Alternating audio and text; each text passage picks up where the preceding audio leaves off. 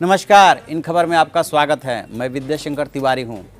हरियाणा के बलात्कारी बाबा राम रहीम को पैरोल देने को लेकर के वहां की राजनीति गर्मा गई है और सवाल ये उठ रहा है कि आखिरकार हरियाणा सरकार के दो मंत्री, खेल एवं स्वास्थ्य मंत्री अनिल विज और खुद जेल मंत्री कृष्णलाल पंवार ने बलात्कारी बाबा को पैरोल देने का समर्थन क्यों किया।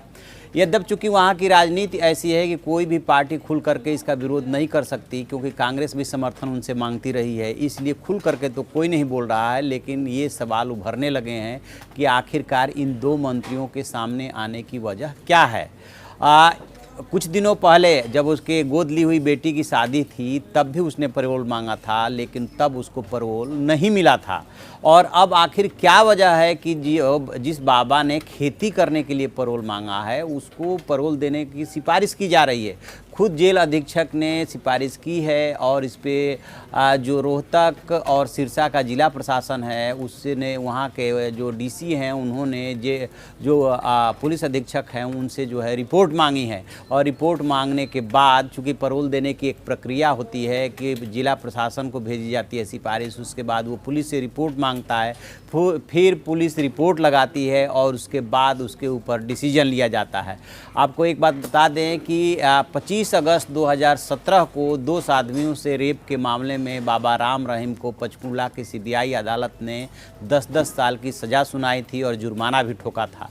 तब बाबा को जेल भेजे जाने को लेकर के उनके समर्थक जो है सड़कों पे आ गए थे और इतना उत्पात मचाया था कि हरियाणा सरकार को लॉ एंड ऑर्डर मेंटेन करना मुश्किल हो गया था।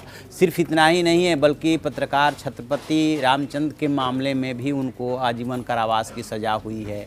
और वो पहले वाले मामले में यानी दो आदमियों से दुष्कर्म के मामले में सज़ा काट रहे हैं और अब वो खेती करने के लिए मांग रहे हैं पैरोल, और जेल प्रशासन वो दो मंत्री जो है उसका समर्थन कर रहे हैं। तो जाहिर सी बात है कि जब मंत्री कह रहे हैं तो उसका कोई मतलब है। हालांकि गृह सचिव ने कहा है कि नियमानुसार उसमें कार्रवाई की जा रही है और देखा जाएगा कि पैरोल दिया जाए कि न दिया जाए, क्योंकि बाहर आने के बाद प्रशासन को इस बात का भी डर है कि उनके समर्थक फिर से जब जेल भेजा जाने लगेगा तो उत्पात मचा सकते हैं। एक बात बता दें कि हरियाणा में सितंबर में विधानसभा का चुनाव है, वहाँ पे कुल 90 विधानसभा की सीटें हैं, जिसमें से बताते हैं कि लगभग 2.5 दर्जन यानी कि 1/3 30 सीटों पे बाबा राम रहीम के समर्थकों का प्रभाव है और जिसको चाहते हैं वो जिता ले जाते हैं। यही वजह है कि 2014 के चुनाव में जो इस समय बंगाल के प्रभारी है, पश्चिम बंगाल के प्रभारी है कैलाश विजयवर्गीय, उस समय वो हरियाणा के प्रभारी हुआ करते थे और अपने 44 उम्मीदवारों को लेकर के बाबा राम रहीम के पास गए थे।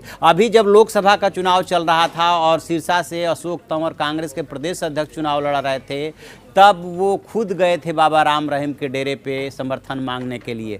बाकायदे बाबा राम रहीम डेरा सच्चा सौदा की एक पॉलिटिकल विंग है जो चुनाव आने पे डिसाइड करती है कि किसका समर्थन करना है।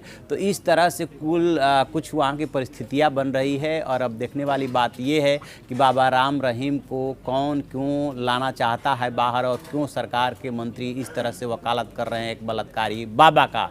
अभी कोई राजनीतिक दल सवाल नहीं उठा रहा है, लेकिन आम लोगों के बीच में जरूर इस बात की चर्चा हो रही है कि आखिरकार दो मंत्रियों को सामने आने की क्या जरूरत पड़ी। इस खबर पे हम नज़र बनाए हुए हैं, जो भी अपडेट होगा हम आपको अपडेट कराते रहेंगे। आप देखते रहिए हमारा डिजिटल चैनल इन खबर। Thank you. इन खबर चैनल को सब्सक्राइब करें और बेल आइकन दबाना ना भूलें।